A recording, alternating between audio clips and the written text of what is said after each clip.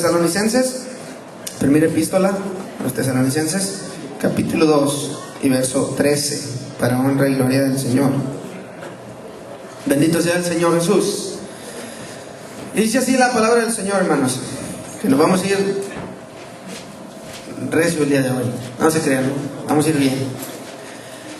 Dice así, primera Tesalonicenses, capítulo 2, verso 13. Es que aquí la pantalla está movida, hermano, no alcanzo a ver la parte de la derecha. Dice así: por lo cual también nosotros sin cesar damos gracias a Dios, de que cuando recibisteis la palabra de Dios que oísteis de nosotros, la recibisteis no como palabra de hombres, sino según es en verdad la palabra de Dios. La recibisteis no como palabra de hombres, sino según es en verdad la palabra de Dios. En esta noche traigo para ustedes el título: ¿palabra de Dios o palabra de hombre, hermanos? ¿Palabra de Dios o palabra de hombre? Gloria al Señor, basado en este texto. Gloria al Señor. Y le voy a pedir que hagamos una oración así, hermanos, y me ponga en las manos del Señor para que nos ayude a todos a comprender mejor su palabra. Señor Jesús, te damos gracias porque tú eres muy digno, Señor, y digno de todo respeto también.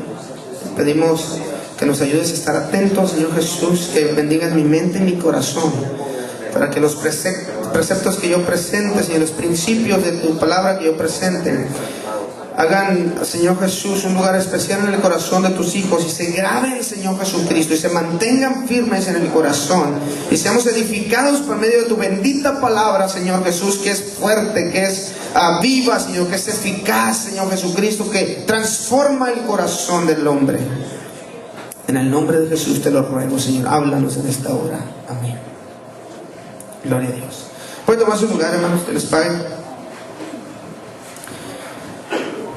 Ya para este tiempo, hermanos, en que está escribiendo el apóstol Pablo, que es el siglo primero, siglo primero, ya existía el problema de que algunos en las congregaciones pensaban que lo que se hablaba no era de Dios, que es así como, por ejemplo, para los carpinteros su mayor pesadilla es que queden las cosas desaniveladas.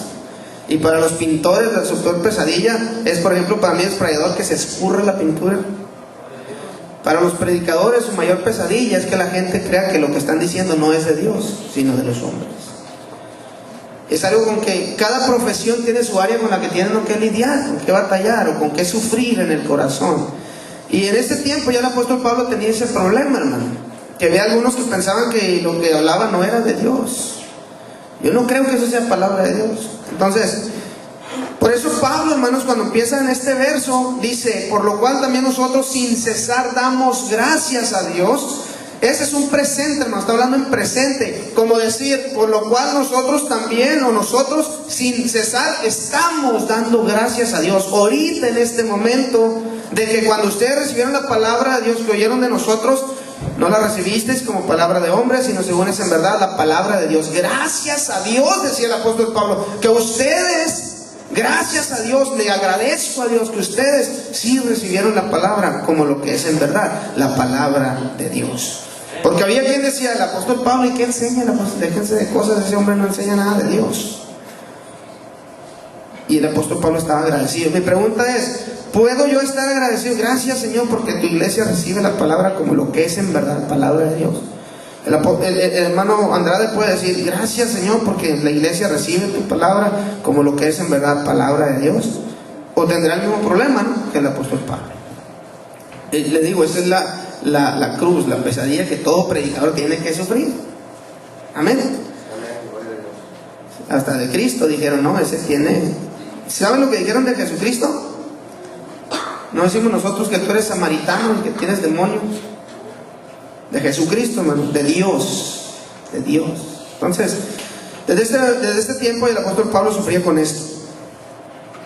Y gloria al Señor Jesús. Entonces, el tema de hoy, hermanos, pues encierra lo que es la palabra de Dios. ¿Qué es la palabra de Dios? ¿A qué llamamos nosotros la palabra de Dios? ¿Qué cae dentro de lo que nosotros conocemos como la palabra de Dios?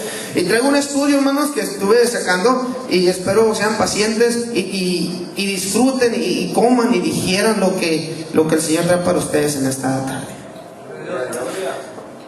¿qué es la palabra de Dios? Una pregunta demasiado general o muy general. Y usted le puede preguntar a miles de personas y le van a decir, la palabra de Dios, es la Biblia. La palabra de Dios es la Biblia. ¿Cuántos estamos de acuerdo? La palabra de Dios es la Biblia. Otros pueden decir, la palabra de Dios es una predicación. No invita usted a personas a la iglesia. Vamos a la iglesia que escuches palabra de Dios, ¿o no? Te invito a la iglesia, ¿para qué? Para que oigas la palabra de Dios. Alguien que profetiza, el Señor me dio palabra. ¿Quién te dio palabra? El Señor. Entonces es palabra de Dios. O que habla, alguien que habla palabra de Dios. Alguien que profetiza, alguien que predica, y la Biblia se conoce como palabra de Dios. Y vamos a ver si logramos entender un poquito mejor este asunto. ¿Por qué es que yo digo que la Biblia es palabra de Dios? ¿O por qué es que yo digo que una predicación es palabra de Dios? ¿O por qué es que yo digo que alguien que profetiza y me profetiza a mí es palabra de Dios? Una de las formas de dar respuesta, hermanos, a esta pregunta es entender el significado de la frase, la palabra de Dios. La palabra de Dios. Palabra, hermanos, y vamos a basarnos en el griego. Palabra en el griego, logos. Logos, que es el título, es el nombre también que se le dio a Jesús cuando se traduce en Juan 1:1. Dice, en el principio era el verbo, era el logos, y el verbo era con Dios, o la palabra era con Dios. Esa es la palabra que se usa para palabra, valga la redundancia. Y el verbo, la palabra era con Dios, y el verbo, la palabra, o sea, Cristo era Dios. ¿Ok? Esa es la frase ahí. Entonces, la palabra viene del griego logos. Y esto significa lo siguiente, ¿ok? Significa la expresión del pensamiento. La expresión del pensamiento plasmado en una idea o concepto. Por eso a la Biblia se llama la palabra de Dios. Porque aquí, hermano, está la expresión del pensamiento de Dios. Los pensamientos de Dios están aquí. Cómo Dios piensa, hermano, quedó plasmado en las ideas que la Biblia enseña, hermano. ¿Ok? ¿Estamos de acuerdo ahí? Cómo Dios piensa está plasmado en la Biblia. ¿Ok? La expresión del pensamiento también significa un dicho o una afirmación. También significa una sentencia. ¿Ok? Esta palabra logos, hermanos, tiene el sentido de algo que ha sido planeado o razonado, hermanos. Un discurso planeado, algo concreto y definido, que está ordenado, que se planeó para hacerlo, hermanos. Por eso es que en regla general se le aplica a la Biblia, la palabra de Dios, porque Dios pensó, ordenó todos estos libros, hermanos, y los comunicó a nosotros. Quedó plasmada la expresión del pensamiento de Dios en esta Biblia. Por eso le llamamos la palabra de Dios, basados en la palabra logos. Amén. Algo concreto, algo definido, por eso se aplica a la Biblia en general. ¿Ok? Pero hay otra palabra griega, hermanos. Hay más, pero las más sobresalientes son dos. Una que, la siguiente es la palabra del griego rema o grema, dependiendo del diccionario que usted tome, pero el más conocido es el rema. La palabra rema significa aquello que es hablado o expresado. Tiene un sentido más de la palabra hablada que de la palabra escrita. Son en regla general, hay excepciones, pero por regla general se refiere más a algo que es expresado, algo que es dicho. ¿Ok? Gloria al Señor Jesús. Y ténganme paciencia, ¿ok? Quédense conmigo. Guarden su corazón estas cosas, hermanos, porque nos van a servir mucho. Gloria al Señor Jesús.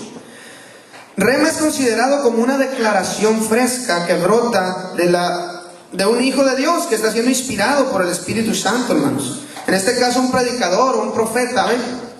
El rema se usa también esa palabra rema para la frase inspiración. ¿Ok?